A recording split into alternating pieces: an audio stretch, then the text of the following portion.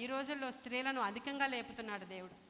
అంటే అందరము సేవకులం అయిపోక్కర్లేదు, అందరము పాస్టరమ్మలం అయిపోక్కర్లేదు, అందరము పరిచారకులం అవ్వక్కర్లేదు. మన పరిధిలో నీవు వచ్చి ఇక్కడ ప్రార్థన చేస్తే చాలు, ఆయన అద్భుతమైన విధానంలో నీ ఇంటిని టర్న్ చేస్తూ ఉంటాడు, నీ ఇంటిని మారుస్తూ ఉంటాడు. అక్కడ ప్రార్థన మన రూపురేఖల్ని మార్చేస్తుంది, తెలుసు కదా.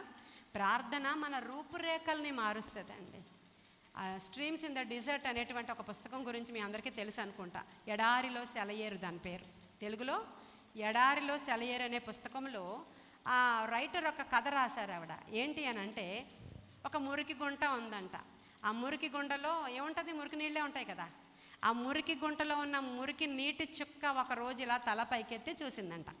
చూస్తే ఎవరు కనపడ్డారంట, ఒక కొండ మీద నుంచి జాలు వారినటువంటి ఒక మంచు బిందువు కిందికి ఇలా వేలాడుతుంది. అప్పుడే సూర్యోదయం అయింది. దాని మీద సూర్యకిరణాలు ఇలా పడుతూ ఉన్నప్పుడు అది తళతళా మెరిసిపోతుందంట. దాన్ని ఒకసారి ఇలా చూసుకుంది. అది ఎలా ఉంటుంది, చాలా మురికిగా ఉంది పాపం అది.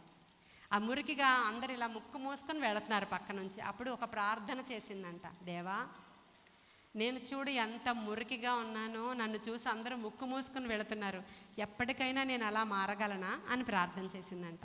వెంటనే ఈ ప్రార్థన దేవుడి దగ్గరికి వెళ్ళిపోయిందంట. వెళుతుందా ప్రార్థన? ప్రార్థించగా ప్రభు సన్నిధికి వెళుతుందనే నిశ్చయిత మనకుందా? విశ్వాసముతో ప్రార్థన చేయాలన్నాడు ప్రభు. కాబట్టి వెళ్ళిపోయిందంట.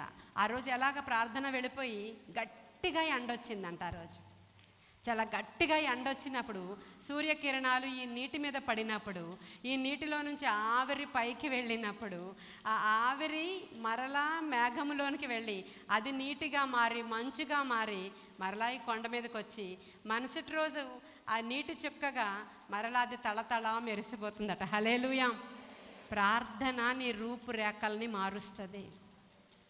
ఈరోజు మురికి బిందువుగా ఉన్న నిన్ను రేపటి దినాన అందరూ చూసి నీవు బూది గంధముల వరకు ఒక మంచి సాక్షిగా మారగలగడానికి నీ రూపురేఖల్ని ప్రార్థన మార్చేస్తుంది.